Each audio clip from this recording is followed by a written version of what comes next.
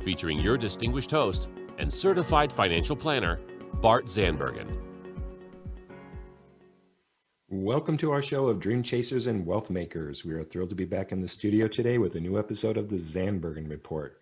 I'm proud to bring you the movers, shakers, and difference makers who are passionate about sharing what they have learned and what you need to know today. Paul, guess who is the guest today? I can't guess. You said it was a mystery guess. I've been waiting all week to find out. I mean, you said the way you described it, it was somebody big. That's all I know. Well, it's funny you should say that because actually in reality, I am the guest today. So thanks for building it up. And I have brought my true friend and longtime supporter and branding expert, Paula Steurer, to help with the show today. And she's actually going to be interviewing me. Well, there you go. That's right, you guys. I'm in the interviewer seat today. I mean, can you imagine how happy I am? Type A driven Aries gets to do the interviewing. I mean, I'm thrilled. Absolutely. Absolutely. So, Paul, we're going to knock your socks off today. We have big news for you, Paul. I can't wait. I got my socks on here. I got big socks on here today, too, so I'm ready. Okay. You got socks and Halloween decorations? I do. I got a spider crawling down my wall here in front of me here. So thanks for allowing me to do this with you today, Bart. It's so special for everyone who knows you, both personally and professionally. And for those of you who don't know me, I'm Paula Steurer, and like Bart said, I've worked with him the last several years, gotten to know him as a dear friend, and I'm so blessed to consider him a friend. And so thankfully I got this role today. You know, I want to start off by talking about something that we all can relate to in so many ways, in particular here in 2020, COVID 2020. So Bart, I want to talk about change, and I want to talk about your relationship with change. So tell me what it's like for you to deal with change, and what it's like for you to know personally when it's time for you to make a change. Yeah, that's a really good question. And for people who know me, including yourself, you probably are aware that I have somewhat of a routine. Oh, yes. That happens daily, then monthly, then yearly. And I, until recently, have been really, really opposed to change. For no real reason. It's just kind of the way I'm wired.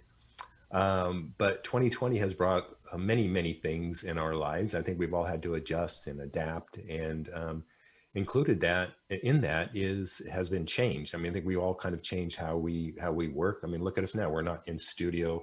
Technically, we're in virtual studio, which is different, which is change. And we're working from home office, which is change. So I have taken 2020, and one of the things that I have embraced is change. Yeah. So, I mean, I agree with you. I'm disciplined just like you are. Change for me is usually very difficult, and it's something I have to warm up to. And even in branding and marketing changes, I often say it's degrees of change. It's like the Titanic. You don't suddenly make a right or a left when you have an established brand. It's degrees of change that need to happen. But what 2020 has shown us is it wasn't degrees of change. It was sudden, abrupt change, whether we liked it or not. Yeah. Which, you know, certainly was eye-opening for all of us. So granted that you've embraced change, I want to know for you personally and professionally as a disciplined person, how do you know, or how do you recognize when it's time for you to make a change, whether that's in a fitness routine, in a relationship, in a professional environment? Like, what triggers are you looking for that sort of show you, or what benchmarks are you looking for that show you, you know what, this is an indication I need to make a change? So I think the different areas of life that you just described, all of which, you know, change can happen. The benchmarks might be a little bit differently, but I think the kind of the underlying thought or principle to that is, how does it feel?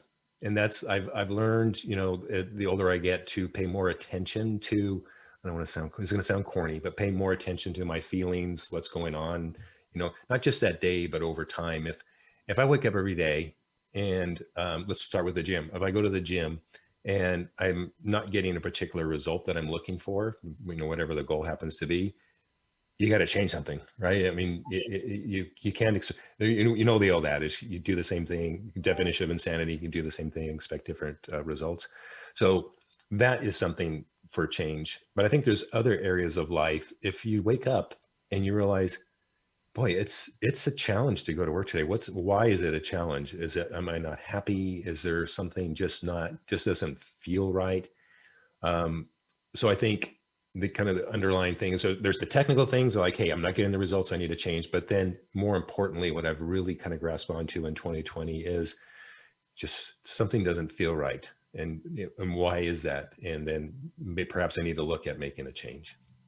It's interesting that you say that, because I've heard so many people talk about this, and I've been reading a lot about it, is that, 2020, of course, has forced a lot of us to slow down. And in doing so, it's made us sort of get more in touch with how we are feeling and get more honest about how we're feeling. And that's tough, right? Sometimes that means taking a really hard look in the mirror and going, okay, I can't run from this anymore. This is a sign. This is honestly how I'm feeling.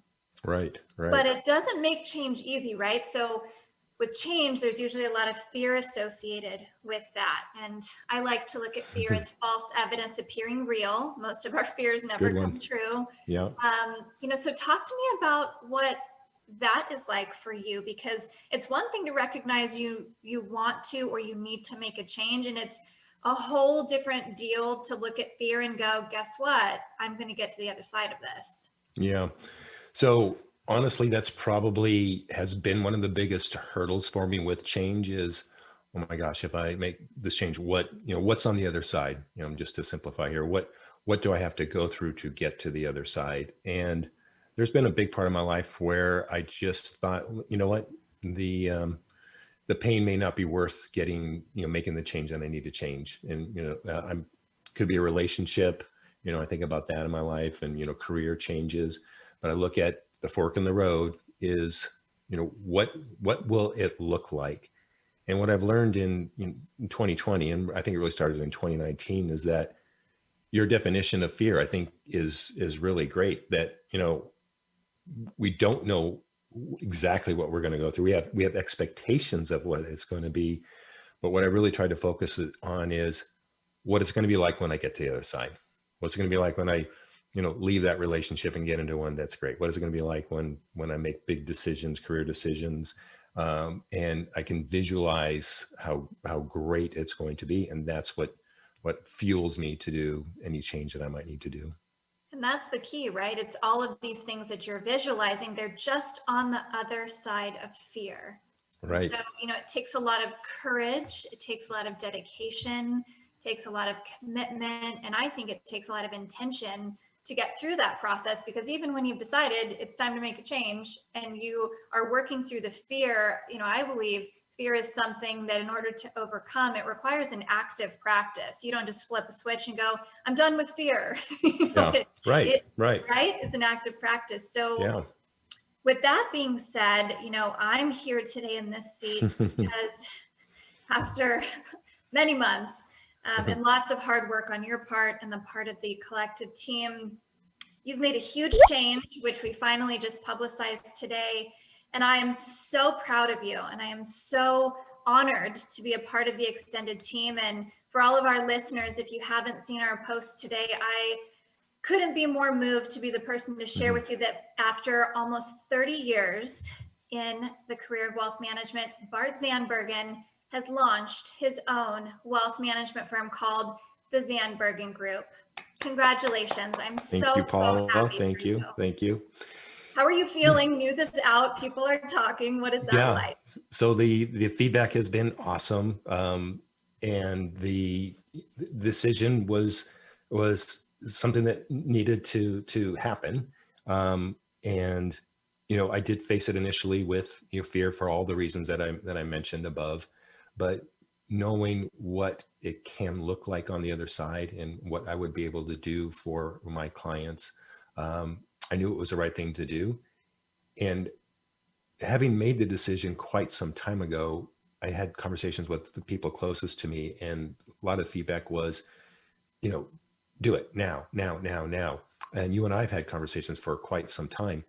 And part of my process is I'm a thinker and to some maybe an overthinker, but I would rather err on the side of being too careful than being too quick. And so every step of the way, every day was calculated in my due diligence process as to what had to be done, who I was going to associate with, um, as as a kind of the back office to my firm, steps that had to be done. And so while it took a long time, I'm very pleased with the process and I'm now seeing the fruits of our labor and couldn't be happier. Well, and when I hear you say all of that, the one word that comes to mind for me is intention. And I think that's where your friends and your family and your clients and business associates, one thing that we all really, love, admire, and respect about you is that everything you do is riddled with intention. And this was such an intentional move because you care so much about others and you wanted to ensure that this process was truly seamless. Nobody felt like they were going to get lost in the mix. And in fact, you wanted to show that there was a beautiful path forward to the future, which is really exciting in particular now because we've been through one heck of a ride and we all have a lot of hopes for what's to come. Yeah. Excuse me. Part of my process was, along the lines of intention that, first and foremost, it has to be the right move for my clients. It has to be something better for them, something that they would embrace. And then secondly, my team who has worked so closely with me and hard with me and for us to be a success. So I had to make sure that this was going to be the right move for them. And when those things all aligned, I knew it was the right decision. So, a lot of people or some people might sit here and go, gosh, bold move, given we've had such a tumultuous year, right? Yeah. I know for me, when I started my firm in the middle of the recession, people are like, okay, she's crazy to be starting her own thing right now. And in hindsight, best thing I ever did. So I'd love to hear from your perspective, what that's like for you, because, for me, I believe these times of tumultuousness, I believe they breed opportunity. And I think you share that same thought. So why don't you talk to us about that? Yeah, 100%. And believe me, I had hours where I thought, look what's happened this year in 2020 between, my industry, the market, and what happened there, especially in the first quarter, to what's just happening in our country, our world, and society, and everyone's working at home. So what did I do? I took on, 2 offices and build out and decided to move my practice all during this let's call it what it is, kind of these crazy times. But at the end, I think you're right. I think bad times can create opportunity, and what better time than to make a change? I agree. Yeah. So I want to know more about the vision for the Zandbergen Group. Share that with us, because yes, there's a lot of responsibility that comes when it's your name on everything, but there's also something really inspiring about the fact that you're designing in your path forward in your vision. So what does that look like for your team, and what does that look like, potentially for the structure of your company? Yeah. So, as life changes and business changes, so does our industry, the wealth management industry. So, I wanted to be able to have a bigger voice in the change and keeping up with what's happening in the industry. So that was very important to me. And really the vision of the firm is to be state of the art or cutting edge, if you will. But first and foremost, we are in the business, my team and I, to serve others and in the area of their finances, and to have a platform to be able to do that in the best way that we can, makes us all really, really happy. And at the end, if we're able to grow, I think that's fantastic. But I've always had the belief, and this goes back for thousands of years, you give first. So to me, if we continue to serve our clients the best that we can, and if they think we're doing a good job, then they'll perhaps think of us when an opportunity arises. And I think that will instill the growth that I think would be great for us overall. And for us to have fun while we're doing it, that is something that's very important to my team, is to be able to show up at a workplace and enjoy each other's company, enjoy what we do, enjoy our clients, and we are starting to see that. I love all of that. It's so true. Leading with the servant heart is everything. And what a great feeling to be able to cultivate a space and sort of curate a feeling in an office that everybody once upon a future dream can come to when we're all back in the office, right? And just love getting together and feel re-inspired by everybody's energy. It's exciting. Yeah, so much. So we often get questions, as you know, through the podcast, through the various platforms that your show is on, for your ideas and your pearls of wisdom. And so when I was thinking about a few things I wanted to ask you today, I wanted to see if you could share with listeners who might be considering making a change, like how they can figure out if it's really the right time for them, how they can work through fear. I know we've talked about that a little bit, but if you could sort of give people a roadmap, if you will, what does that look like for somebody trying to figure out if they should make a significant change? Yeah, it's funny. I had one of my clients who's roughly my age. He's been a client for almost 30 years.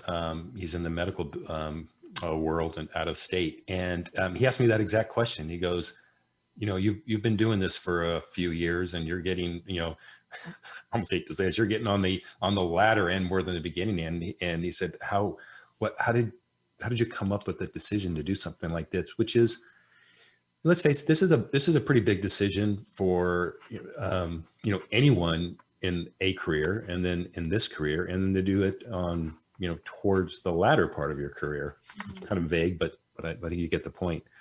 But I think at the end, I think you have to be very introspective. I don't want to sound corny here, but and it's really the process that I went through. I could have managed to continue what I was doing where I was doing it, but at the end, I knew I wanted to do better. I wasn't having the same fun that I was once having. I wasn't fulfilled.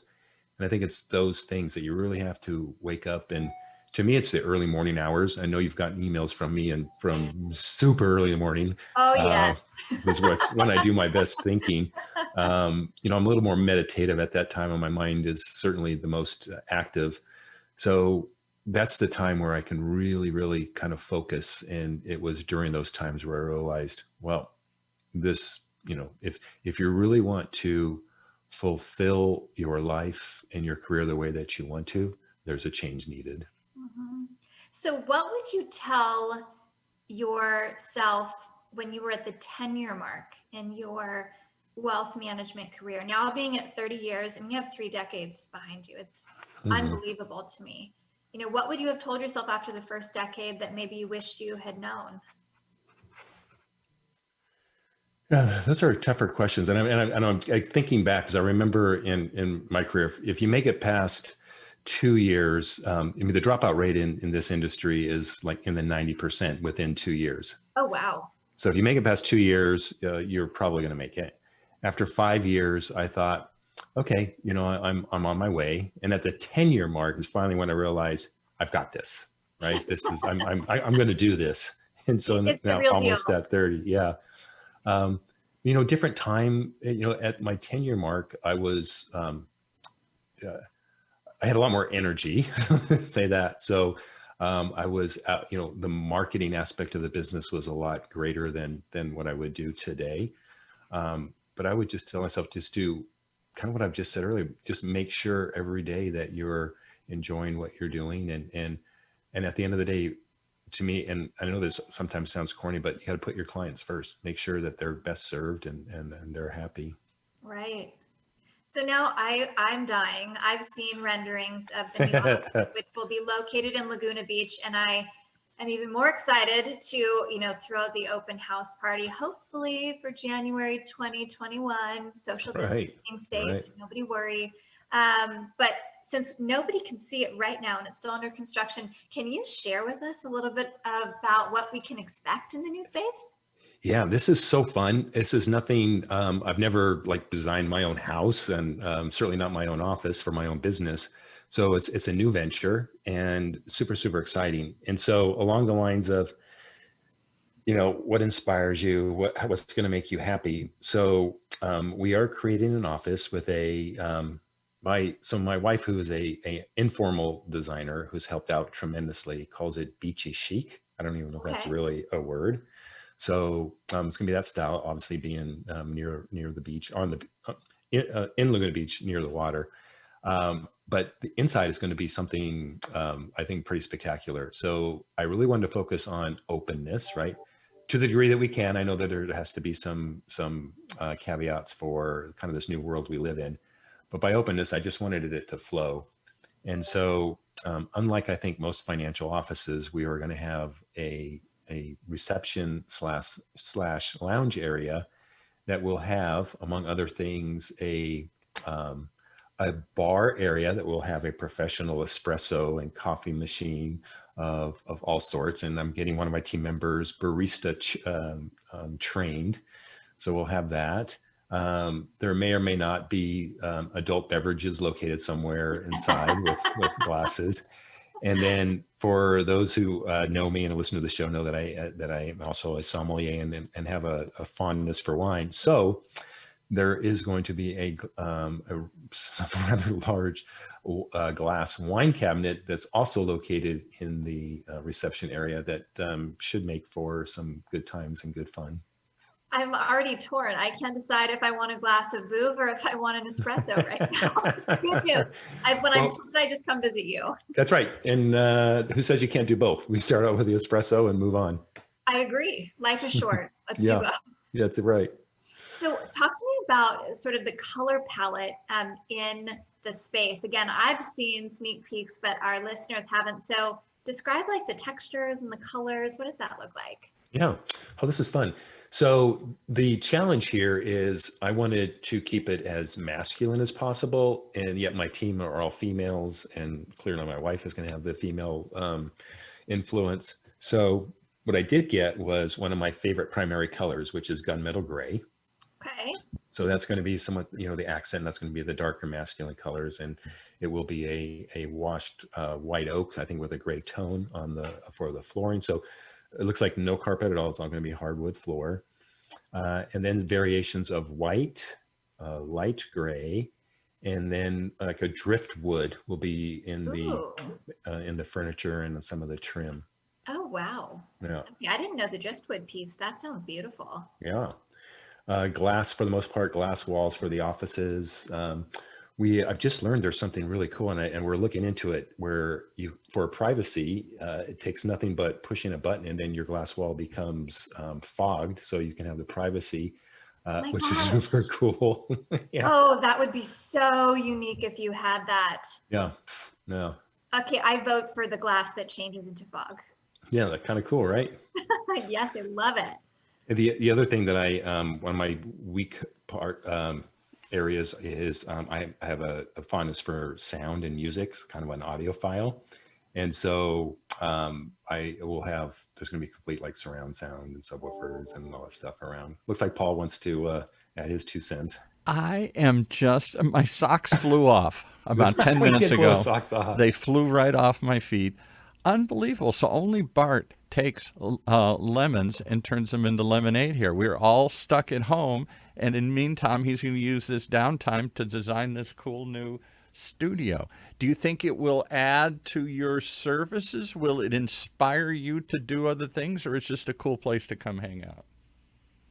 I think it's going to inspire, certainly when you're fulfilled and happy, and when your staff is fulfilled and happy, right. I think that helps. Yeah.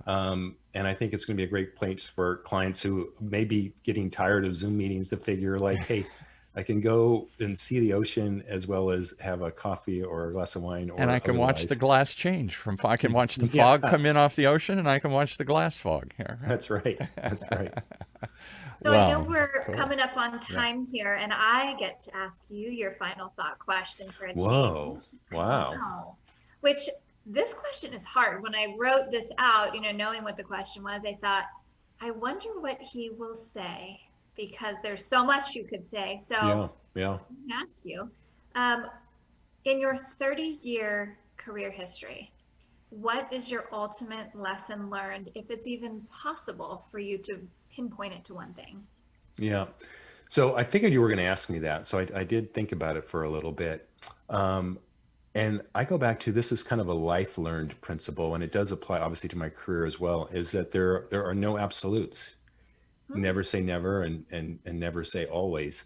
And what runs rampant in our industry are those who are very stuck on, this is the way and the only way. It's this particular investment. Gold is the way, the only way, or stocks are the way, the only way.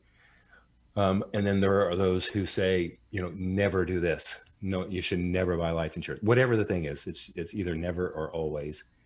And I have probably mentally said, I will never move, or I'm never going to make a change. And so I just think that those are, so my life principle is, there are no absolutes, because it can't define, I don't think an absolute can define every situation nor every moment. I think that's beautifully well said and so true, because I also think it's one thing that 2020 has tried to show a lot of us, and some of us who were open to it see it, is that a lot of us didn't think that we would have to undergo some of the changes we did. We thought things were always a certain way, and 2020 has shown us that everything can change and it will change. And if you don't think it can, we will now show you. Yeah, hang around a little while. That's right. So with that being said, I am just, again, so honored to be here with you. I know our listeners are very excited to hear your news, and I certainly look forward to the next chapter in this journey. So thank you for allowing me to be a part of it. Well, thank you for coming on the show and putting me on the spot. It's odd to be on the other side of the table, if you will. I'm happy to be back anytime. That's right. I love it. It's long overdue. Yeah. All right. You want to close the show, Paula, since you're at the host position? Oh my goodness, so many perks today. Yeah, so we'd love to close the show. So, now that Bart has made this change, please note he has a new website address. So make sure that you, if you would like to learn more about Bart Zandbergen, of course, it's bartzandbergen.com. If you would like to learn more about the Zandbergen Group, please visit zandbergengroup.com. And of course, if you have questions, feel free to email the show, podcast@bartzandbergen.com. Connect with us on social media. We'd love to hear from you. But otherwise, we'll be back in the studio next week with another very special guest, and I will be there in spirit. So cheers. Thank you, Paula. Well done. Cheers, everyone. Tune in Thank you. next week for the latest edition of the Zandbergen Report, Tuesdays at 2 p.m. Catch up on our recent shows by visiting bartzandbergen.podbean.com. The Zandbergen Report is also available on iTunes, iHeartRadio, and Spotify. Interested in being a featured guest on our show, or have a question you'd like to hear us answer? Email podcast@bartzandbergen.com. Bart A. Zandbergen, CFP, and Letitia Burbaum, AIF, are registered investment advisors with Optivest Inc. and registered representatives with Gramercy Securities Inc., member FINRA and SIPC. Investment advisory services are offered by Optivest Inc. under SEC registration.